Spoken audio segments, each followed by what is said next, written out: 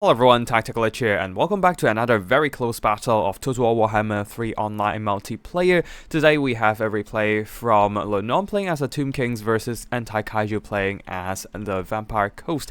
For the army builds here, Lenormand going for an anti-infantry frontline with the Nekara Warriors and the Capra Guard to try and clear out those zombie chaff as soon as possible. They're backed up by some anti-large presence, the Skeleton Spears one of them, the King Nakash Scorpion Legion with their poison attacks.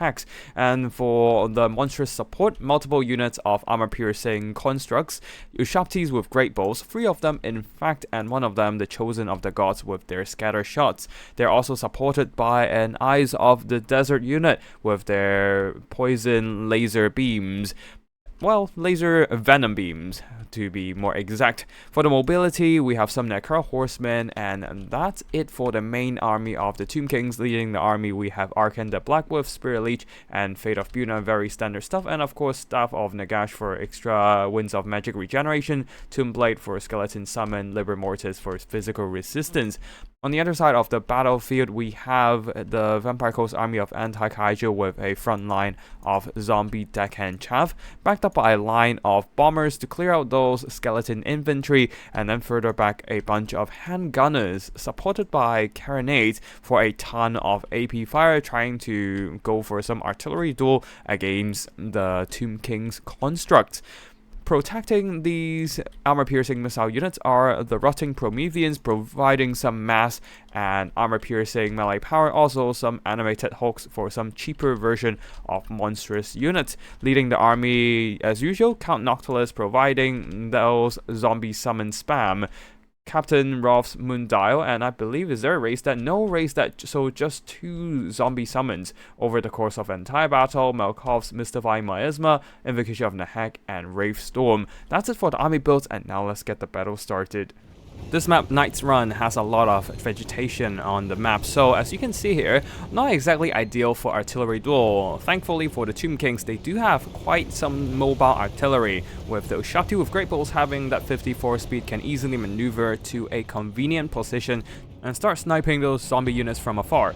However, the Vampire Coast do have some long-range artillery, and once they can get a line of sight onto those Tomb Kings constructs, they can easily get first blood. As you can see here, having this slight opening between the tree line allow this one carronade to start shooting and pounding at the Ushabti with great bows. The great bows were advancing and having their flanks exposed to the carronades, and the carronade cannonballs were able to strike multiple of these Ushabti models, doing significant damage down to half health in the first minute of battle. A Liber Mortis from Arkan the Black trying to keep these Ushabtis healthy and keep them in a fight for a little longer as they fire back at the carronades, doing some minor damage. However, the Liber Mortis is an active buff, and this does not last forever.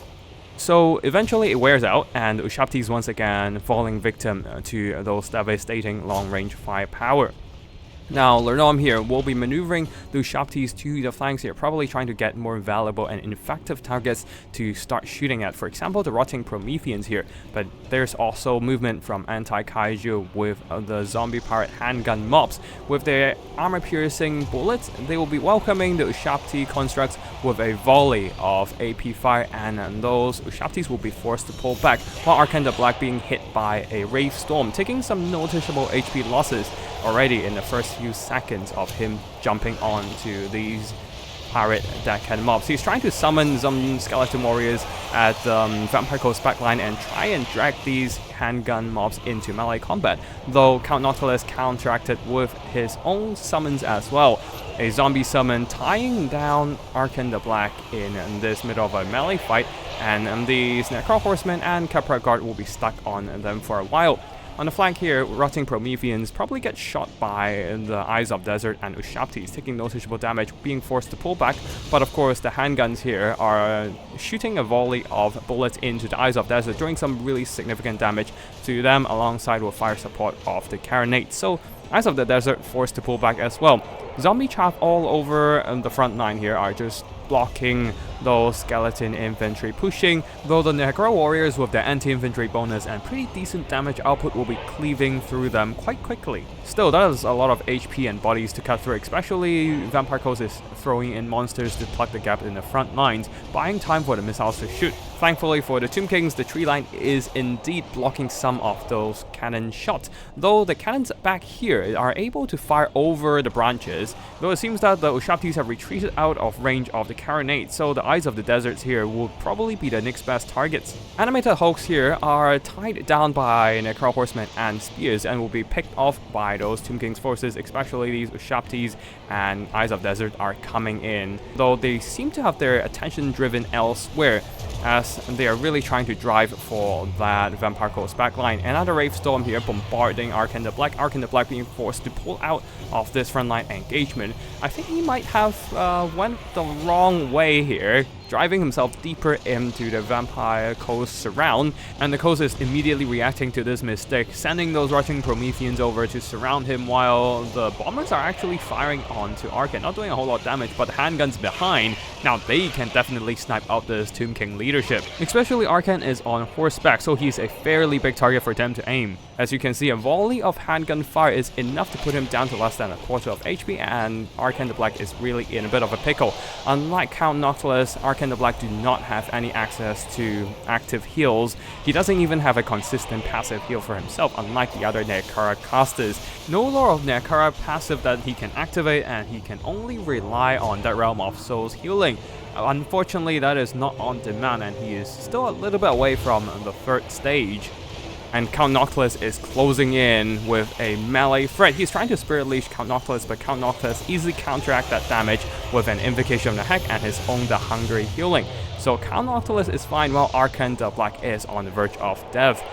Rushing Prometheans and Animated Hulks desperately trying to hold back the tide of Tomb King's forces, but some of the Necro warriors manage to push through and will be threatening the bomber backline and the handguns on the far side as well. Count Noctilus managed to slay Arcann the Black, now dropping a Malkov's Mystifying Miasma, trying to drain away the health of these Eyes of Desert. Probably not the most cost-effective use of the spell itself, but the other target to Malkov's are these Khepra Guard, which can counteract that damage by their passive regeneration. So I guess Anti-Kaiju here just want to do some permanent damage to the constructs. Not sure what's happening here, but Chosen of the Gods taking the fight to their enemies, going into melee combat against the handgun mobs, tying them down, silencing them from firing, but they themselves are being targeted by a Wraith Storm and will be taking some noticeable damage. Animated Hulks in the front line are just duking it with Necro warriors, though they themselves are taking some noticeable damage, and the rest of the handgun lines are being pressured by some tattered Necro warriors as well. On the far side, Animated Hulks and Deckhand mobs are fading away, slowly crumbling, so they are probably not going to make it back to help out the rest of the Vampire Coast army.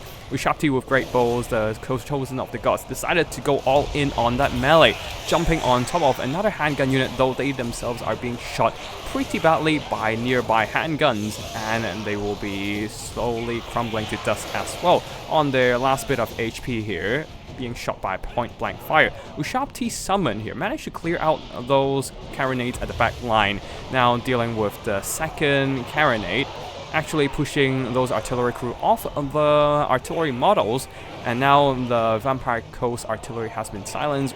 The Eyes of Desert also jumping into melee to tie down the handgun mobs. Tomb King's really throwing everything they have at the Vampire Coast gun lines, just scrapping together whatever beleaguered forces they have to silence those AP fire in the late game. If those handguns are eliminated, then Tomb Kings will have a much easier time to shoot up the rest of the Vampire Coast army. For example, the Animated Hulks will fall victim quickly to those Venom Laser of the Eyes of Desert, and only the handgunners would be a reliable way to shut down these armor-piercing missile constructs.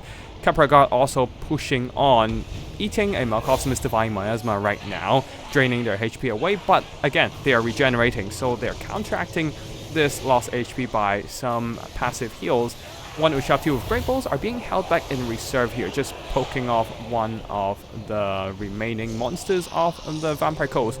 Pretty much the only remaining crabs, rotting Prometheans at the back there being tied down by some skeleton spears. Actually, the skeleton spears decided to abandon those rotting Prometheans, knowing that the Ushabti with great bows can pick them off. Instead, they're staying committed to hunt down the rest of the Vampire Coast missiles. Another Malkov's Mystifying Miasma, this time onto the Kepra Guard, directly draining away their health, since Anti-Kaiju, knowing that there are no more good units to finish off the Kepra Guard here, nothing to go toe-to-toe against them in melee, will be using magic to do the job instead.